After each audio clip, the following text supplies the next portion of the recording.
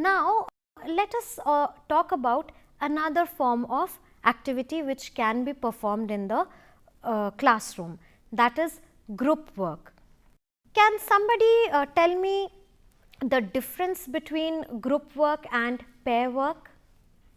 In group work, it involves more students, and also in a way group work also helps people to develop this thing of cooperation between students, and also sharing and all these qualities it helps. And in pair work, it is only between two people. So it's, I think group work is better than pair work. Okay. Tell me another thing. Do you think that in a classroom as teachers, you would like to introduce group work first or pair work? No, Can first. somebody else answer to that, please? Yeah, probably group work first. Why do you think that? Why Because- don't you try an answer? Can you try? She said that group work needs to be introduced first. Do you agree with her? Yes, madam. Why? Because in group work, we will get more ideas about individually. Okay. Does somebody else have any other ideas in mind? If you do group works first, then whole class will involve in that part. Otherwise, if you do pair work, only two persons are in front of board or in front of chair, then it will be better than group work. Okay, I will accept what you all are saying at the moment, and now let us see why and how the teacher was conducting the group work in the classroom. Are you sharing ideas? Yes, sir. Okay, go ahead.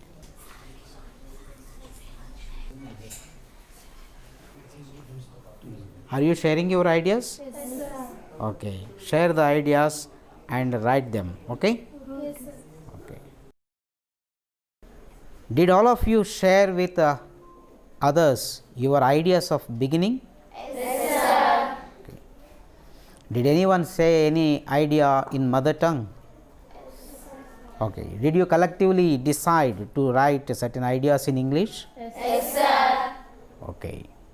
Very good. Go ahead.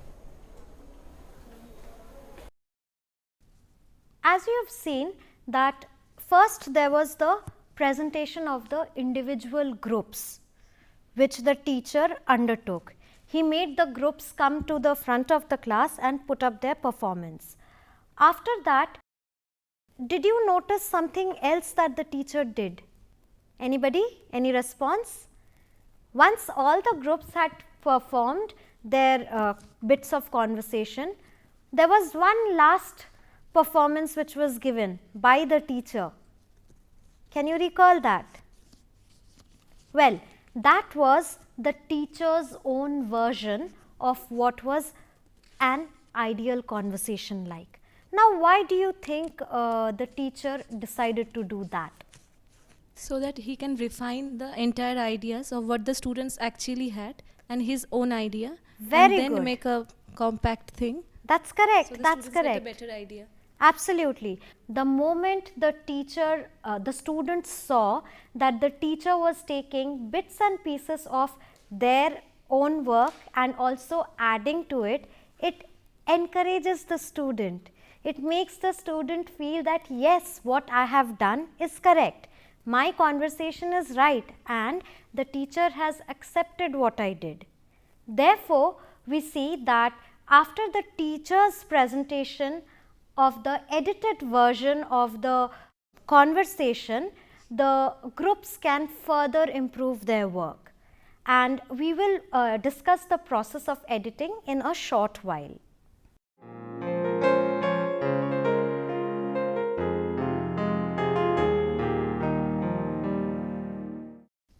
Well, we have just seen that the picture in the textbook could be used adequately by the teacher to generate both a whole class conversation and also help the students to work in small groups.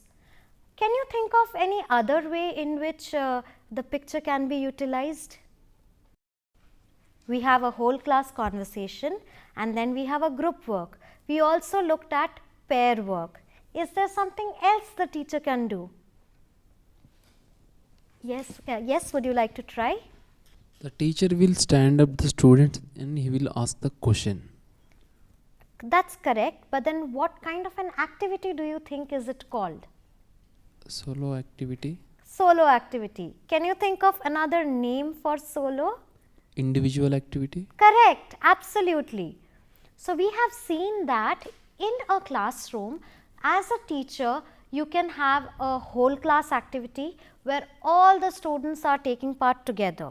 You can have a group work, a pair work, and finally, in a more refined manner, you have an individual activity in which the individual learner needs to do the work on his or her own.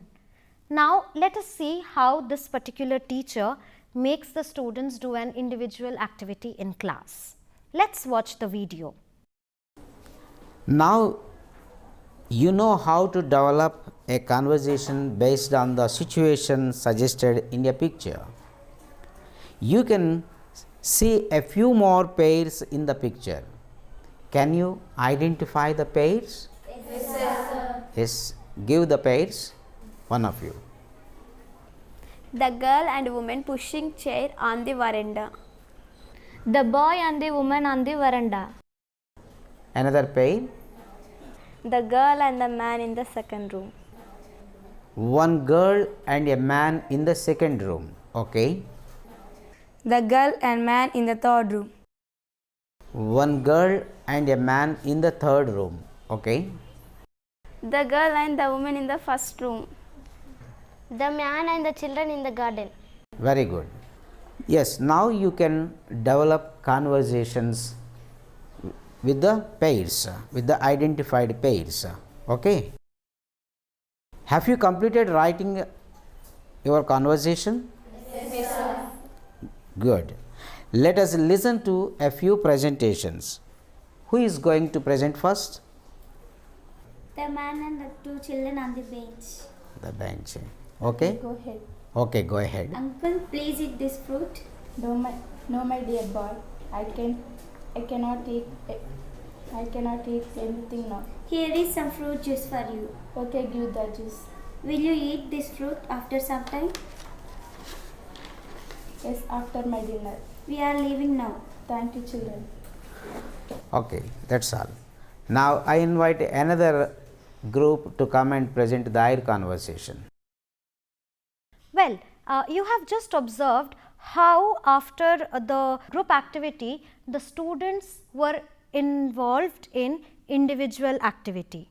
In individual activity, you saw how the teacher worked with the students on a one-on-one basis and helped to refine their conversations further by asking specific questions which could help the students to frame their sentences during the conversation in a better manner. Also, at this point, the teacher made it clear to the students that apart from the writing involved, the students also need to look at the syntax, the grammatical structure and other modes, other ideas which are associated with the process of writing to enhance the quality of the conversation which each of the teacher's students was producing.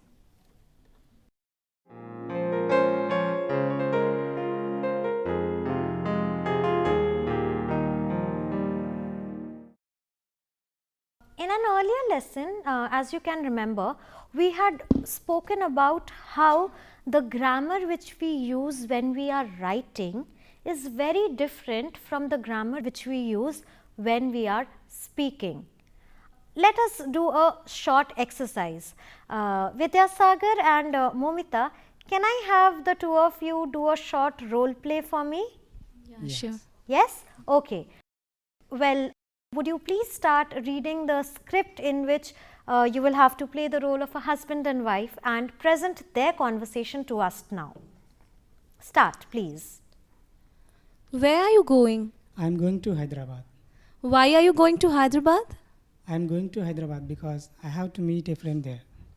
Who is the friend that you're going to meet there? The friend I am going to meet there is my college mate. What is the name of your college mate? The name of my college mate is Miss Veena. Well, the sentences which you just heard, are all of those grammatically correct? Yes, they are. Will you accept it as a conversation? Why not? It contains exchanges that are logically sequenced.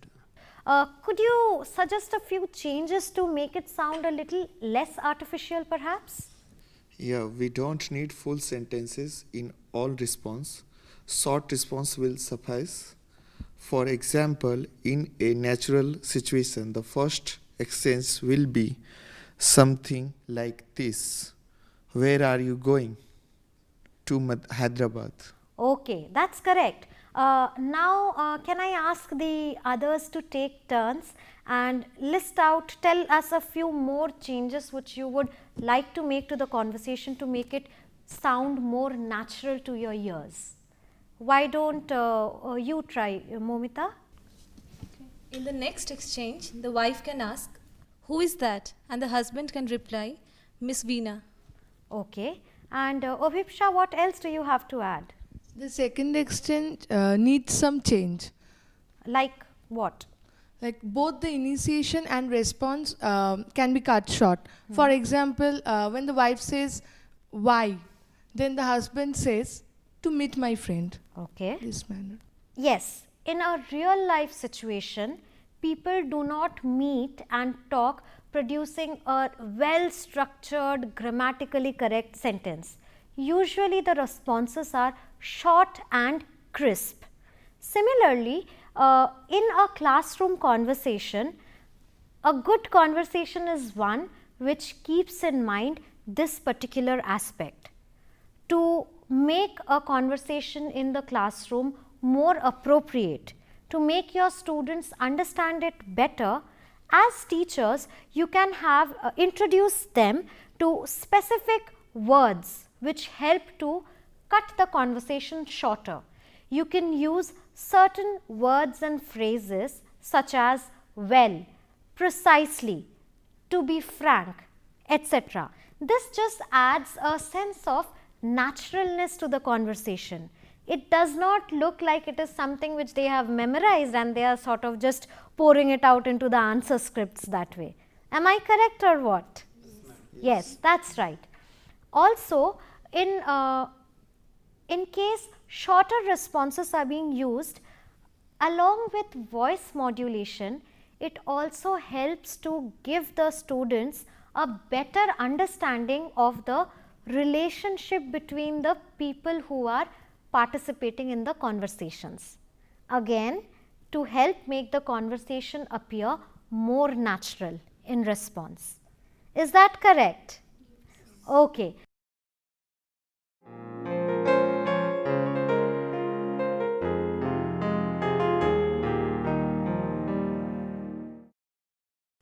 One way of introducing the aspects of a good conversation to your students includes, as Momita had pointed out to us earlier, by using video clips.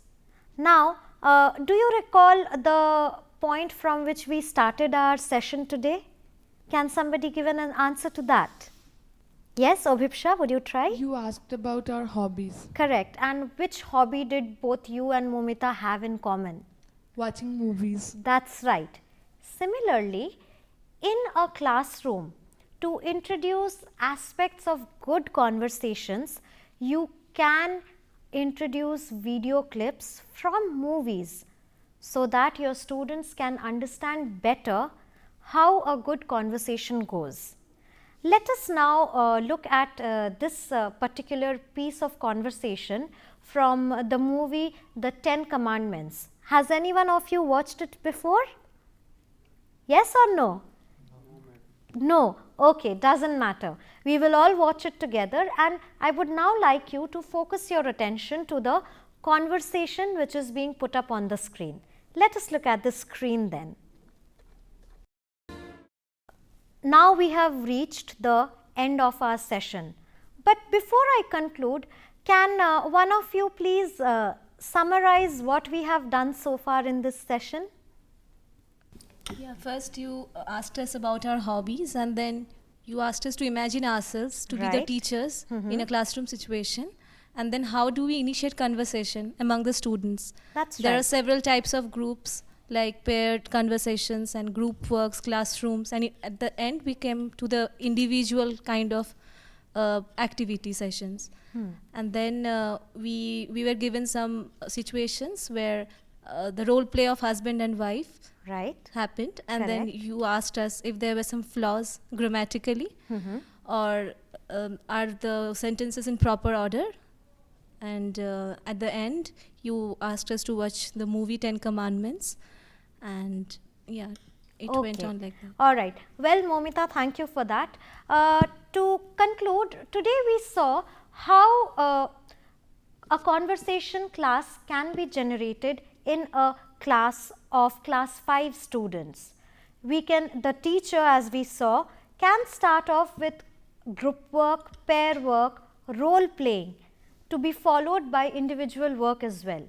In this session, we also focused on how grammar is different for a writing work and a spoken English work.